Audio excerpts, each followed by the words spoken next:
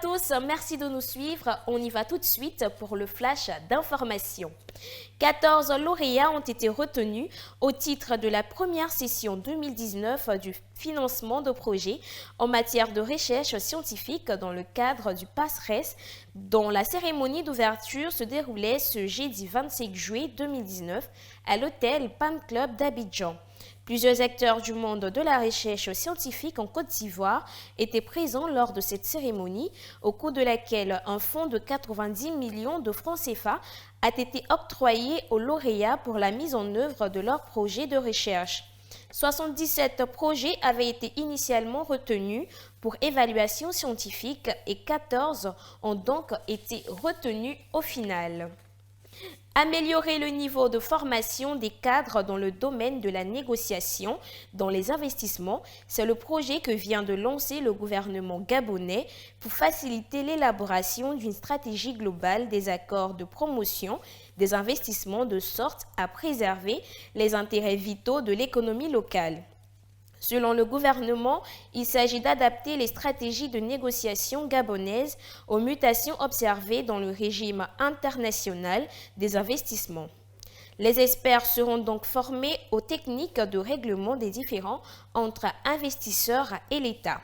Le but visé par Libreville est de minimiser les risques de contentieux et d'arbitrage qui s'avèrent généralement onéreuses. Des perspectives de croissance positive pour le Niger dans les 5 prochaines années. Ce sont les prévisions du Fonds monétaire international qui table sur une croissance accentuée de 7% en misant sur les réformes mises en place par le gouvernement nigérien pour assainir l'environnement économique et favoriser les investissements. Certes, des problèmes structurels persistent notamment avec l'insécurité djihadiste dans les régions Est et Ouest et la faiblesse des coûts d'achat de l'uranium ainsi que les changements climatiques, mais les prévisions d'exploitation de la rente pétrolière à partir de 2022 pourraient contribuer à maintenir cette tendance. Selon la Banque mondiale, la région subsaharienne demeure le principal moteur de croissance du continent en affichant les meilleures performances sur 6 années consécutives de 2011 à 2018.